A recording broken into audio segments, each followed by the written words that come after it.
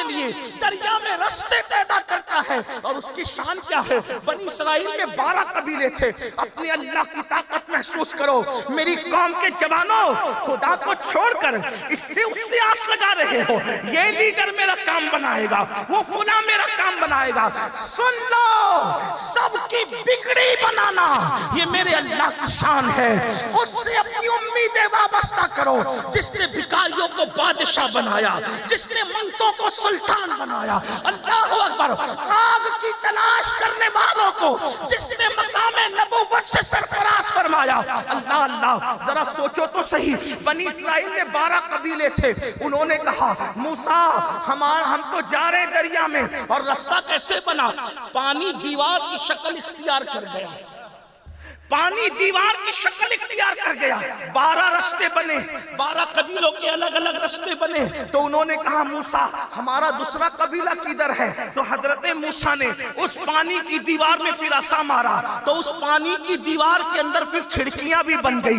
وہ ایک دوسرے سے بات چیت کرتے ہوئے گزرے. یہ کس نے کیا؟ یہ اپنے اللہ نے کیا. اب بتاؤ، جو دریا میں رستے بنا سکتا ہے کیا وہ روزی کا رستہ نہیں بنا سکتا؟ وہ ہماری بچیوں کے رشتوں کا رستہ نہیں بنا سکتا؟ وہ ہماری بگڑی نہیں بنا سکتا؟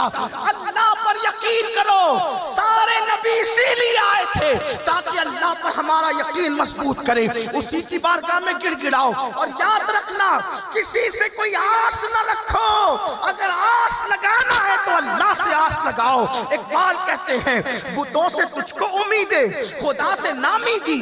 بتوں سے تجھ کو امیدیں، خدا سے نامیدی. مجھے بتا تو صحیح اور کافری کیا ہے؟ مجھے بتا تو صحیح اور کافری کیا ہے؟ روزی کے معاملے میں پریشان ہو، رات میں مصلی بچھاؤ، اچھی طرح وضو کرو، 2 رکعت نماز پڑھو، اللہ کی بارگاہ میں گڑ گڑاؤ. بچیوں کے رشتے کے لیے پریشان ہو، اللہ کی بارگاہ میں گڑ گڑاؤ. کوئی مسئلے میں پریشان ہو، اولاد چاہتے ہو، اللہ کی بارگاہ میں گڑ گڑاؤ. اپنے نبی کا وسیلہ لے کر، پنجتن کا وسیلہ لے کر، غوث و خواجہ کا وسیلہ لے کر، اللہ کے محبوب مقبول بندوں کا وسیلہ لے کے گڑ گڑاؤ. آج میری قوم کا یہ ذہن بن چکا ہے کہ مولانا ہم تو گنہگار ہیں، اللہ ہماری کیا سنے گا، اللہ ہماری کیا سنے گا. یہ شیطانی وسوسہ ہے. اللہ کس کس کی سنتا ہے؟ کس کس کی سنتا ہے؟ بتا کے آگے بڑھنا چاہتا ہوں. اللہ سے کبھی مایوس نہیں ہونا. مایوسی کفر ہے. کون سی وہ نعمت ہے جو میرا اللہ نہیں دے سکتا؟ کس کس کو دیتا ہے؟ بتاؤں کس کس کو دیتا ہے؟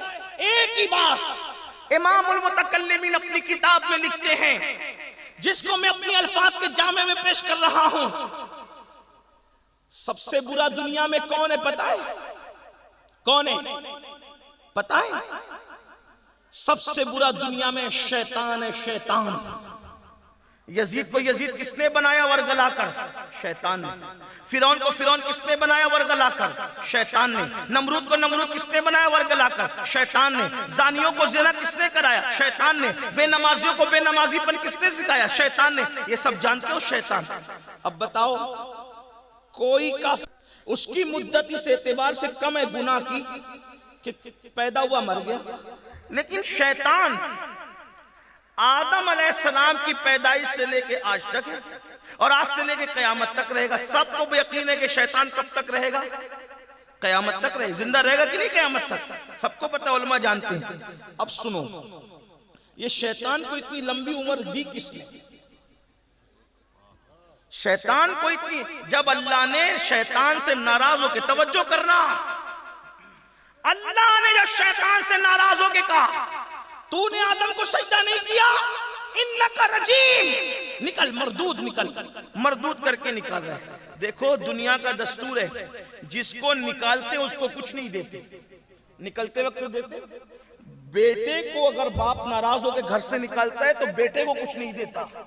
بہو کو ناراض ہو کے گھر سے نکالتا ہے تو بہو کو کچھ نہیں دیتا. پیر اگر مرید کو خانقاہ سے دھکا دے کے نکالے تو پیر اپنے مرید کو کچھ نہیں دیتا، بلکہ دینا تو دور کی بات چھین کے بھگاتا ہے. یہ میرا اللہ ہے جس کو رجیم اور شیطان بنا کر نکال رہا ہے. نکل! میرے محبوب کی تو نے تعظیم نہیں کی. اس نے کہا جا تو رہا ہوں لیکن کچھ دے مجھے. کہا کیا چاہتا ہے؟ کہا قیامت تک مہلت اور زندگی دے. کتنی؟ قیامت تک کون مانگ رہا ہے؟ مردود ہونے کے بعد مانگ رہا ہے کیا؟ قیامت تک زندگی دے۔ میرے اللہ نے فرمایا جا دیا، میرے اللہ نے فرمایا جا دیا۔ مسلمانوں تمہاری عقلیں کہاں چلی گئی؟ جو خدا مردود شیطان کی بات نہیں ڈال رہا ہے، عطا کر رہا ہے، اور قیامت تک کی زندگی عطا کر رہا ہے، جو مردود کو دینے میں اتنا جواد و کریم ہے، وہ محبوب کے غلاموں کو کتنا عطا کر۔ نعرہ تکبیر، نعرہ رسالت، قادری دلہا، قادری دلہا۔ یہ کیوں کہتے ہو کہ میں گنہگار ہوں، مجھے نہیں دے گا؟ اور آپ کہیں گے چلو ٹھیک ہے، اس وقت اس نے گناہ نہیں کیا تھا، حالانکہ سب سے بڑا گناہ تو کر چکا تھا۔ چلیں اب بات اینڈ کی طرف لاتے ہیں اس معاملے میں۔ قیامت ہوگی، میدان محشر ہوگا، سب حساب کتاب ہوگا۔ اللہ اس وقت جب کرم کرے گا تو اس کا کرم دیکھ کر شیطان بھی اچک اچک کر کے دیکھ رہا ہوگا، میرا کیا، میرا کیا، میرا کیا۔ جب سب کا حساب کتاب ہوگا، شیطان کہے گا میرا بھی کچھ کر۔ ارشاد ہوگا کیا کرے تیرا، بتا۔ سوچو، شیطان، میں اپنے الفاظ کے جامع میں کہہ رہا ہوں لیکن کتاب میں لکھا ہوا ہے، مفہوم یہی ہے۔ توجہ کریں، میرا کچھ کر مولا، کیا کرنا تیرا بتا، مجھے بھی بخش دے۔ اللہ اس کو بھی نہ نہیں کہے گا، شیطان کہے گا مجھے بخش دے۔ ارے کتنا پاپی، سب کے پاپ کا گھڑا اس کے سر رکھا ہوا ہے، سب کو بہکانے کا جرم اس کے سر ہے، لیکن وہ کہے گا مجھے بخش دے۔ اللہ نہ نہیں کہے گا اس کو، بلکہ فرمائے گا ٹھیک ہے تجھے بھی بخش دیں گے۔ اس کو کہے گا تجھے بھی بخش دیں گے، لیکن شرط ایک ہے۔ دیکھو بخشش کی بات کی، رحیم ہے، رحمان ہے، لیکن غیرت والا بھی ہے، اس لیے کا شرط ایک ہے۔ شرط کیا؟ چھوٹی سی، اب بھی میرے آدم کو سجدہ کر، اب بھی میرے آدم کو سجدہ کر۔ بخشش کے لیے منع نہیں کیا، شرط لگائی، اب بھی اتنے سارے جرائم کیے، ایک سجدے پر تجھے معاف کر دیں گے، اب بھی سجدہ کر لے۔ مگر اللہ اللہ ہے، انہو ہو، وہ وہی ہے، اس کی شان کو کون جان سکتا ہے؟ فرمائے گا بخش دیں گے، آدم کو سجدہ کر لے، تو وہ جواب دے گا جب نہیں کیا تھا اب کیوں کروں گا؟ تو اللہ فرمائے گا پھر تیرا ٹھکانہ ہمیشہ کے لیے جہنم ہے۔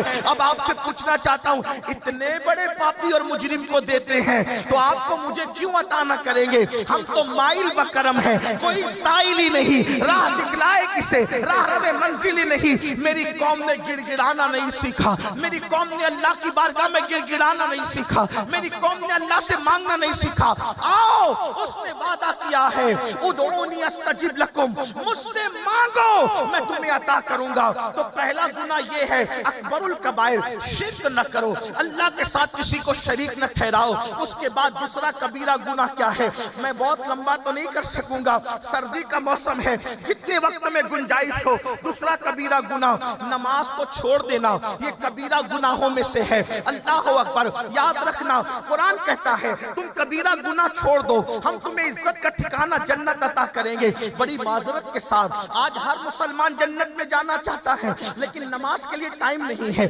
نماز سے کوسوں دور ہے۔ میں بہت لمبی اس پر بھی گفتگو نہیں کروں گا، بار بار نماز پر بات ہو چکی ہے، بہت مرتبہ ہو چکی ہے، لیکن صرف ایک بات کہنا چاہتا ہوں، میری قوم کے جوانوں اچھی طرح سے دل کے کانوں سے سن لو، بلکہ یہاں دو گناہ کو میں ایک ساتھ بیان کر دوں۔ ایک حدیث ہے، فقی ابو اللہ سمرقندی اپنی کتاب میں لکھتے ہیں، اللہ کے رسول غیب دا نبی صلی اللہ علیہ وآلہ وسلم نے فرمایا جہنم کے اندر ایک وادی ہے، اور اس وادی کی کیفیت یہ ہے، یاد رکھنا میری قوم کے جوانوں، ماں اور بہنوں کی بھی توجہ چاہتا ہوں، میری بہنوں غور سے سننا، جن کو نماز کے لیے وقت نہیں، جن کو نماز کے لیے